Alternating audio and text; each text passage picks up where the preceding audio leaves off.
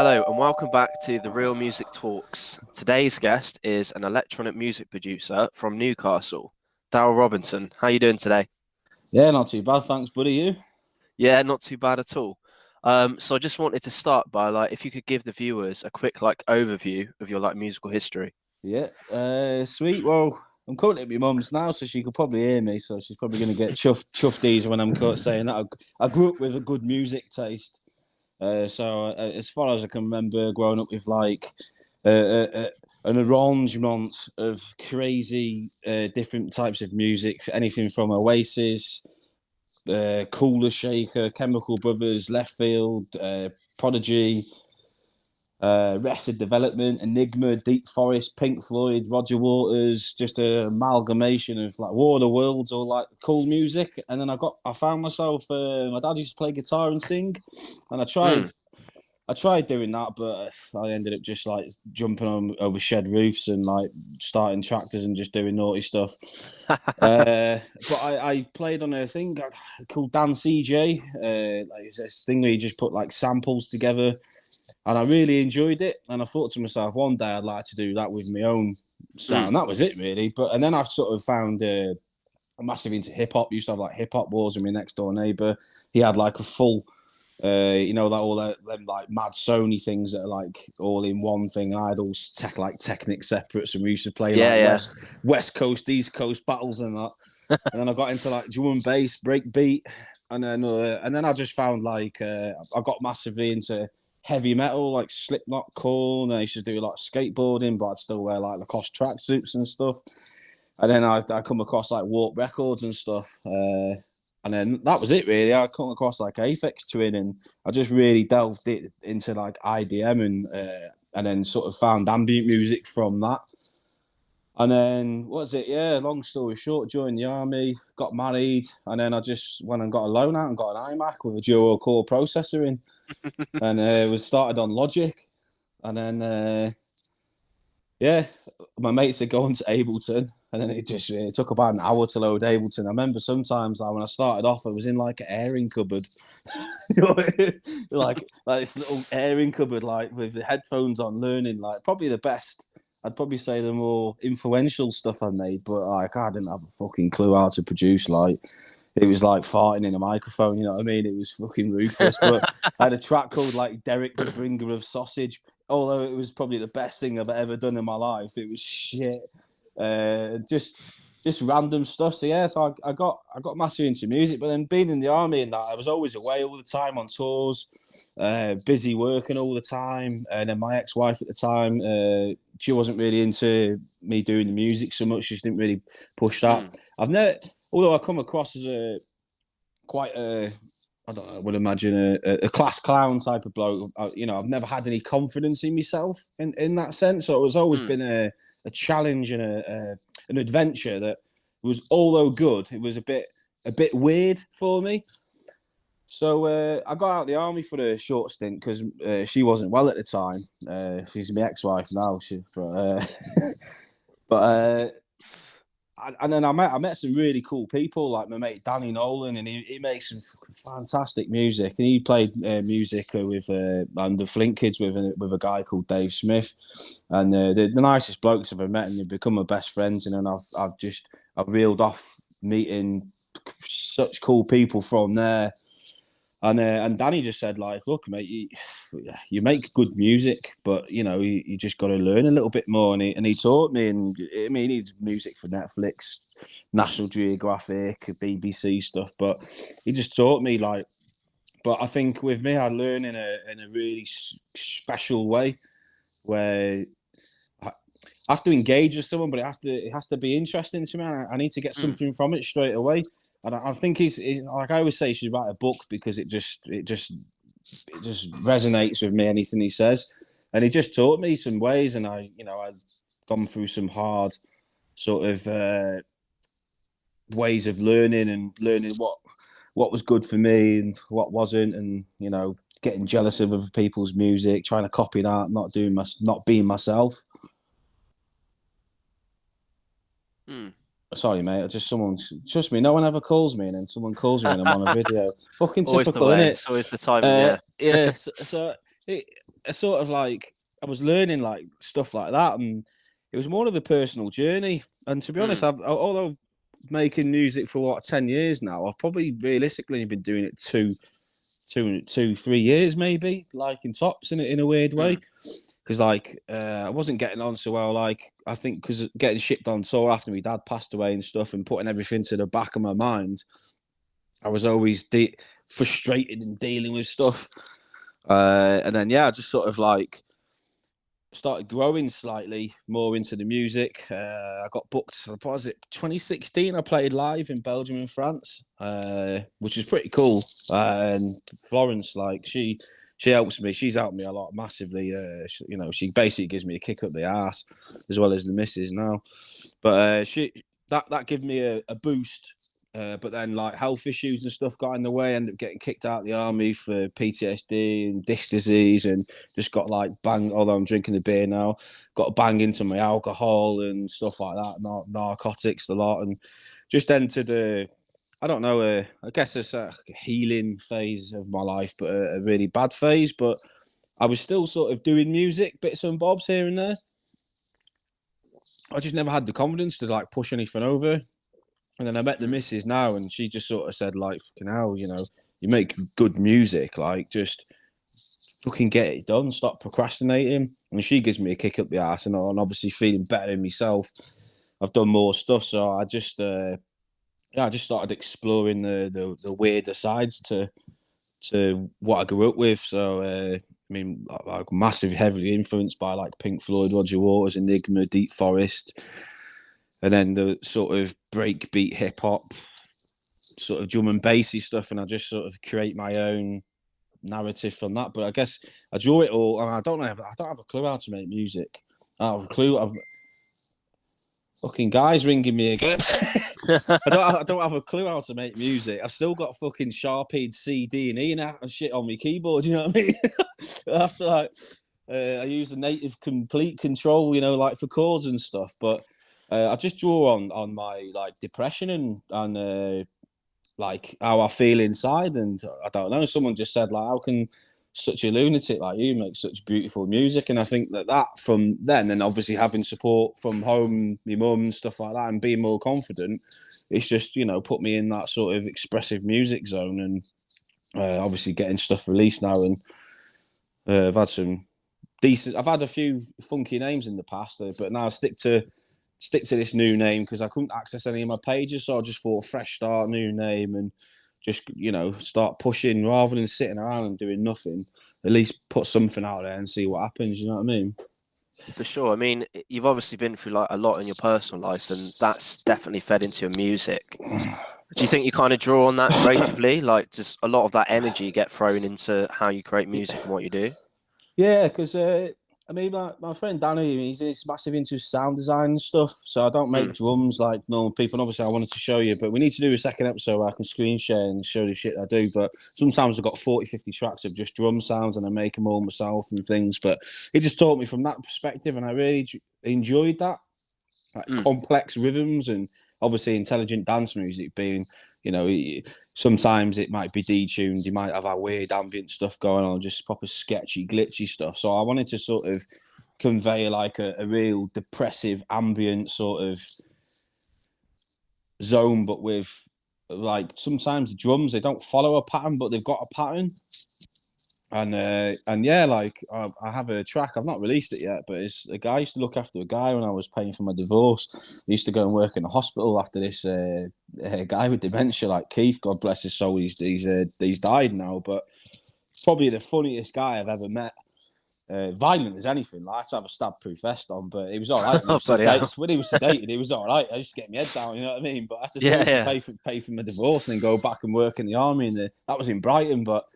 I just recorded like of him saying stuff and that, and I asked his missus. I just said, "Look, are you happy with this?" And she said, "That's absolutely fine." I said, "I've never met a guy so funny," and I started making like tracks from like I use a lot of voice recordings or the samples because I guess like growing up with like Pink Floyd and that, where they use a lot of like weird samples, and just really sort of engaged with that sort of method.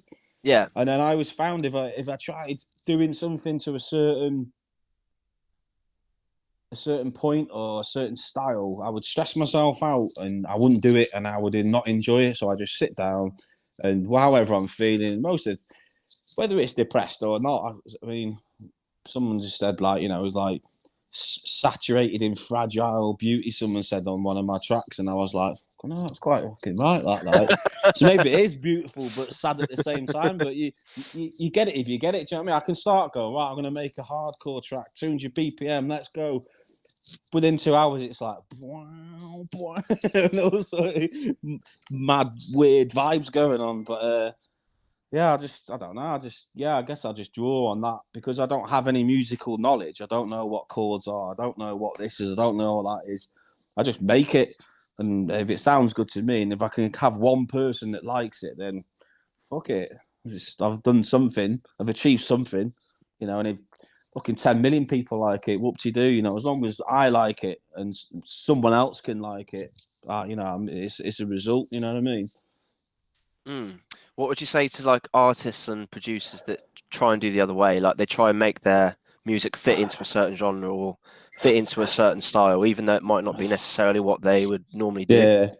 But I guess classic example of that is like Fortet. I listen to early Fortet stuff. Fucking hell, man.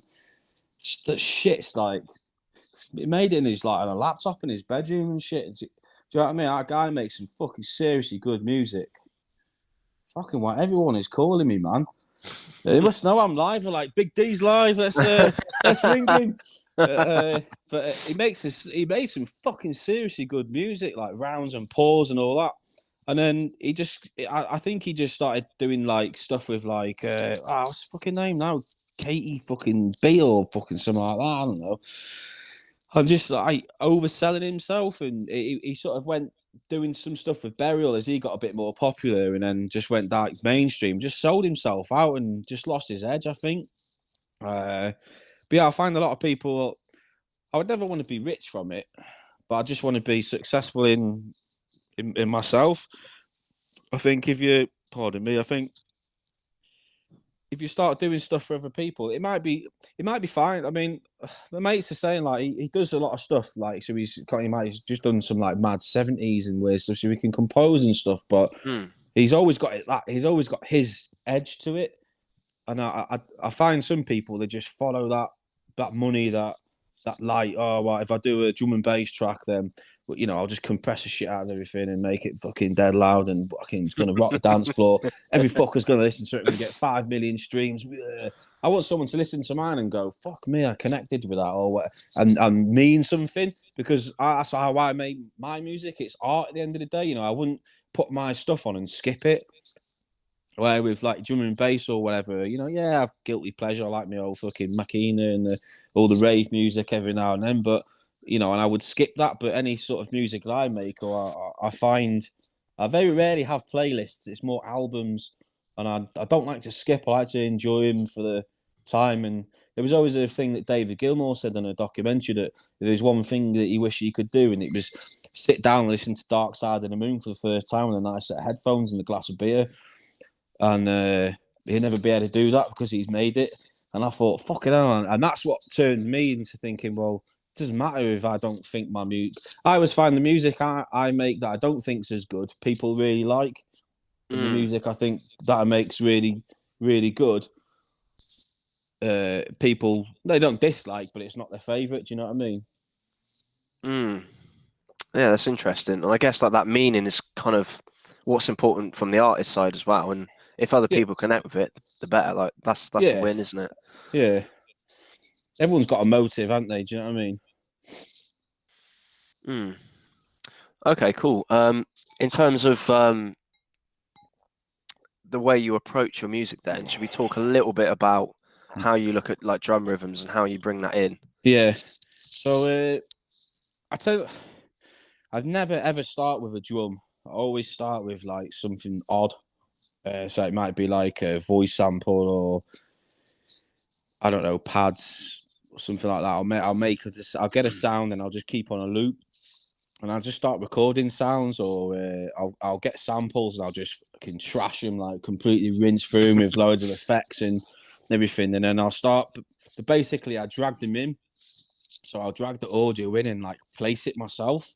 I Yeah. don't ever use like drum racks or anything like that. I don't use like drum sequences or nothing. Sometimes I do, but I would make my own path, and then I would add all the effects on the channels. I might draw stuff in, so I've got like delays coming off that. Be transposing samples down, chopping it so it's a bit smaller. I know a lot of people record their sounds and it's just one stem. And my mate just said to me, like, even if there's no sound there, you know, you want to be snipping that off because it creates space. Everything in your music's got to have space, and it's got to have a purpose and a reason behind it.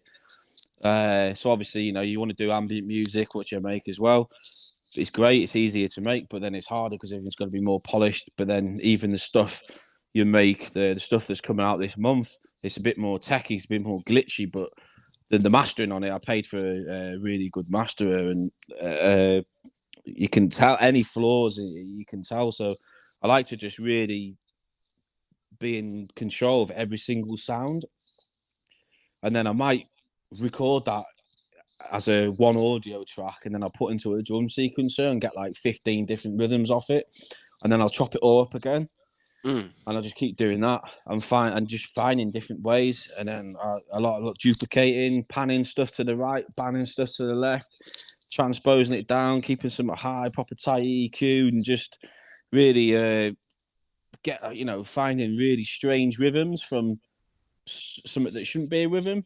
I find sometimes I can have quite a lot going on in my beats, but like it's really ambient and stripped back in the background.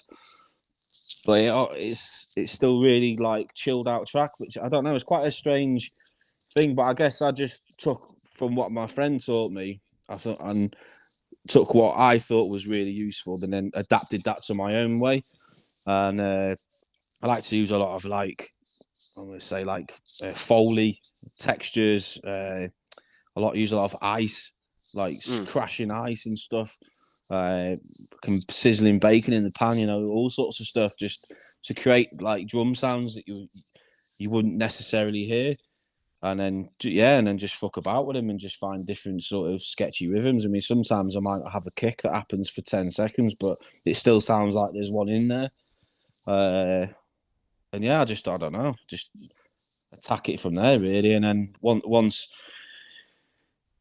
I've got my beats and I'm drawing upon that, I just start sausage fingering the keyboard literally like this, with like delays and weird stuff, and just find like weird patterns.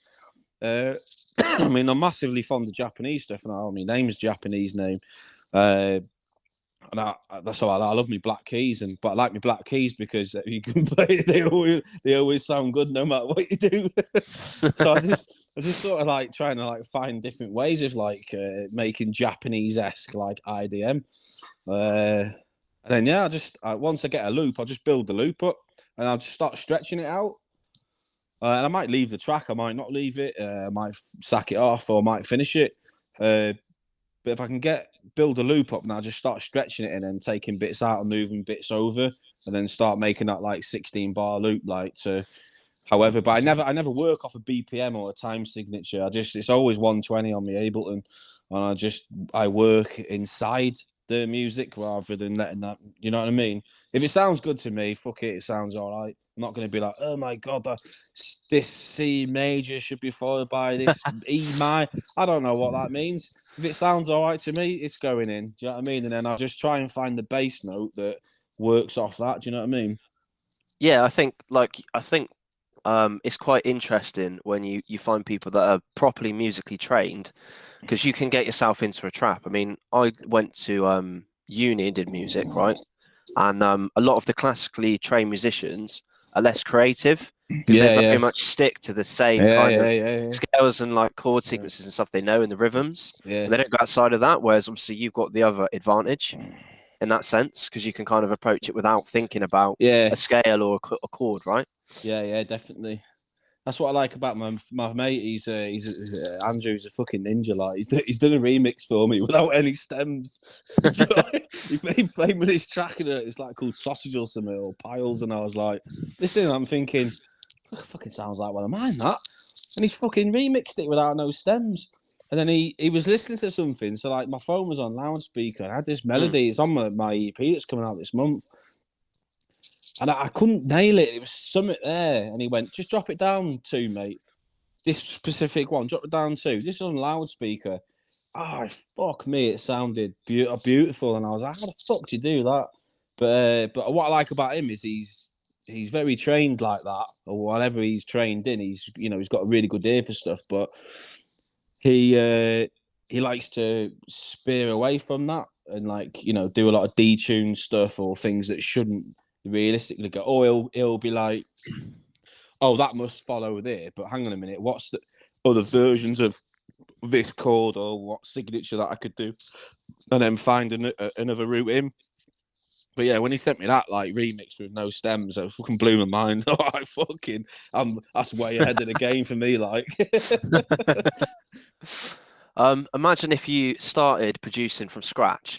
What would you do? What would you start with? So if someone had just got a laptop, what advice would you give them?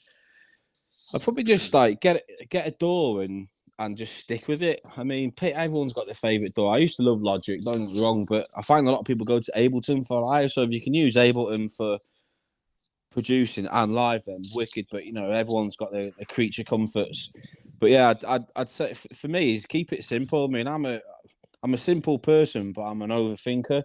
So I've had my hardware and all that stuff, and I get sidetracked by it. I get stressed out by it. I can't, and I just end up twiddling knobs for 7-8 hours. And I get nothing done, so I really limited myself. So for me, it'd be like a high speed gaming laptop or music laptop or desktop or whatever. Mid price set them on. It doesn't matter what monitor. I've got people that master music on KRK Rocket 5s. Do you know what I mean? I've got someone the guy that mastered my ambient album that was top 10 in that Twgeema. He uses a home surround system, or whatever. Just get something that's got good reviews or something that resonates with you, and then a really good set of headphones and a good interface. Because I found when I got one of the, I was using a fucking Scarlett 2i4 for years, man, and never done me wrong. And then I went to a UCX, the RME UCX. Fuck me, it was like I had new set of ears. I could hear things. My cans sounded better. Yeah. For me, I've always been a twat in the sense of they've got to have the best of everything, and I've learned that you don't, because I use the Audio Technica M50X headphones, and fuck me, they're like 120, 130 quid, best headphones I've ever used. But my friend taught me on the Bayer Dynamic DT 150s and just said if you can make anything sound good on them, it'll sound good in anything. So yeah, for me, it would be just an interface, a fast laptop because I find with my laptop, and I mean, it is 10, 11 years old. I've got a massive PC at home now, but the workflow is incredibly better. And it's not that, it's the creativity. If you've got to be bouncing shit off all the time and everything's sluggish, it ruins your creativity. Do you know what I mean? It's like, imagine making a fucking, you wake up and you're hanging out your ass and you want a cup of tea and you've got to fucking boil it on the oven, and the whistling kettles. You fucked your day, hasn't it? But if you've got a rapid boil kettle, mate, you're fucking squared. Do you know what I mean? It's things like that. So it's having a laptop that can handle CPU, a decent set of headphones, decent set of speakers for referencing off your headphones, and I don't know. I love Native Instruments complete. Just get a cheap package, get the sweet version, and then just upgrade little bits you need after that. And just loads of sound libraries and samples that you can just piss about with and mess around with. I don't like music samples or pad samples or bass samples. I just like one shot, synths, glitch stuff, or I'll buy loads of glitch IDM drum loops, and I might just take little clicks or after bits of stuff and just mess around with that. But yeah, I think it's being comfortable in what you've got. Some people like to play the keyboard. Some people like to fucking twiddle with knobs. Some people like the pads. It's finding what I've had a push control. Hated it. It just didn't work with me. But we've I don't know with a keyboard. I don't know how I can express myself, and I feel almost Japanese for 5-10 minutes while I'm playing it. I'm proper boshing the keys and the delaying, and I get chufties off it, but I don't get chufties off anything else. I tried to learn Max before, but it was the Max for Live. It was too the process was too long in getting a result. So I went to Reactor, which is what got me onto Native Instruments. I can't recommend Complete or Contact more than enough. Like some of the sound libraries, sample libraries on that is fucking fantastic. I mean, I try and use a whole host of. I mean, some synths are good on their own; they're absolute powerhouses, and some are pretty shit. But fucking hell, just layer them or whatever. And I just use a host of like state of the art stuff, textured stuff. Like I use a Sonic. Is it Sonic Projects? Oberheim, OBX, or OPX2. Fuck me, mate. It's some of the sounds that come off that are just unreal. If you layer that with some stuff, like before you know it, some of the sounds you're getting are insane. Or it could be something simple like the Monolith Granulator 2 on Ableton. Put any sample into that you want, and it literally just zooms straight into the sound wherever you want. You can put anything on, any sound you want. Whack the attack up, whack a long release on, whack a massive black hole delay on there, and a reverb. And then once you press the keys, mate, it's just like pad heaven. And you could get that off someone shouting sausage or farting in a microphone. Do you know what I mean? And that's what I love about creating stuff that people haven't heard before. Just coming from a different side. But yeah, that's the key. Is being creative and not having any sort of setbacks with like CPU and doing it when you feel like doing it. I used to push myself and then. Oh, fucking hell, I've not done music today. Oh, I'd be walking around the house stressing myself out. I just think, I've done what I needed to do. I'd rather be creative for 5 hours, not creative for a week. Yeah. And you get more done that way. Do you know what I mean? No, that makes a lot of sense. We're nearly out of time, believe it or not, already.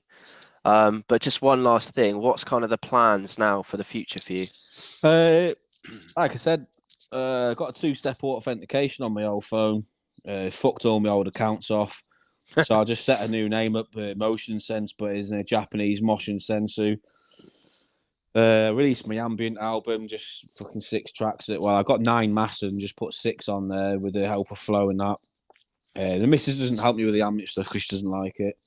And I thought, fuck it, I'm going to release it on my own, on my Bandcamp. And I got fucking top 10 with like Bicep, AGT Rave Crew, Aravane, and I didn't even expect it, mate. I only made 154 quid out of it so far, but it's paid for the mastering and a few beers. So I'm going to do a series of that and then try and package them up with like postcards and CDs and stuff, like some unique sort of things. And this month on Abstract Reflections, the ambient stuff's on my Bandcamp, and then the Abstract Reflections, which is on my wall and stuff. That's coming out on the 23rd of this month. That's just a 5-track EP of just really sort of glitch IDM, but quite ambient and unique, sort of like reminiscent of like early Autechre Aphex Twin, but with my own sort of like spin on it. That's coming out, and then I'm just working on my album, my debut album, which is just going to be really sketchy, ambient. Like I've using a lot of choir samples and sounds, and just really honing in on like really low transposed like drum sounds and stuff like that, and hopefully get signed by a fucking big decent label. But I'll never sell myself short, mate. That's the thing. But yeah, something like Cranky or something like that, just doing some ambient music. But to be honest, mate, just having feedback on the Bandcamp stuff's more than enough for now. Do you know what I mean? And just keep making music, but not pressuring myself, and go with the flow, mate. That's it. Perfect. No, I think that's good advice. All right, appreciate it. Thanks so much, Daryl. No dramas, man. Take care. See you next time, In a guys. bit, mate.